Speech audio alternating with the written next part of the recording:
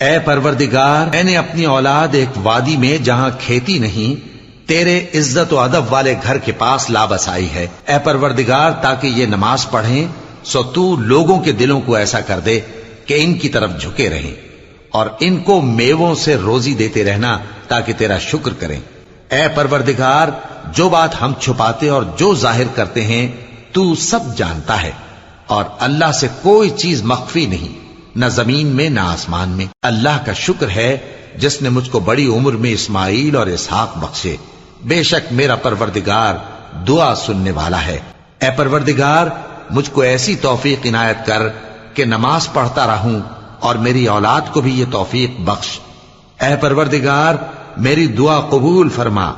اے پروردگار، حساب کتاب کے دن میری اور میرے ماں باپ کی اور مومنوں کی مغفرت کیجیے۔ اور مومنوں، یہ نہ سمجھنا کہ یہ ظالم جو کام کر رہے ہیں اللہ ان سے بے خبر ہے، وہ ان کو اس دن تک مہلت دے رہا ہے جبکہ دہشت کے سبب آنکھیں پھٹی کی پھٹی رہ جائیں گی، اور لوگ سر اٹھائے ہوئے میدان قیامت کی طرف دوڑ رہے ہوں گے، ان کی نگاہیں خود اپنی طرف لوٹ نہ سکیں گی، اور ان کے دل مارے خوف کے ہوا ہو رہے ہوں گے۔ اور لوگوں کو اس دن سے آگاہ کر دو جب ان پر عذاب آ جائے گا، تب ظالم لوگ کہیں گے کہ اے ہمارے پروردگار، ہمیں تھوڑی سی مہلت عطا کر تاکہ ہم تیری دعوت توحید قبول کریں اور تیرے پیغمبروں کے پیچھے چلیں۔ تو جواب ملے گا، کیا تم پہلے قسمیں نہیں کھایا کرتے تھے کہ تم کو اس حال سے جس میں تم ہو زوال نہیں ہوگا؟ اور جو لوگ اپنے آپ پر ظلم کرتے تھے تم ان کے مکانوں میں رہتے تھے، اور تم پر ظاہر ہو چکا تھا کہ ہم نے ان لوگوں کے ساتھ کس طرح کا معاملہ کیا تھا،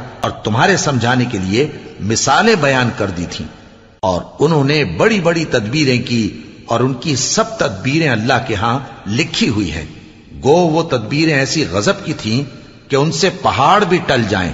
تو ایسا خیال نہ کرنا کہ اللہ نے جو اپنے پیغمبروں سے وعدہ کیا ہے وہ اس کے خلاف کرے گا، بے شک اللہ زبردست ہے، بدلہ لینے والا ہے۔ جس دن یہ زمین دوسری ہی زمین بنا دی جائے گی اور آسمان بھی بدل دیے جائیں گے، اور سب لوگ اللہ کے سامنے نکل کھڑے ہوں گے، جو یکتا ہے بڑا زبردست ہے۔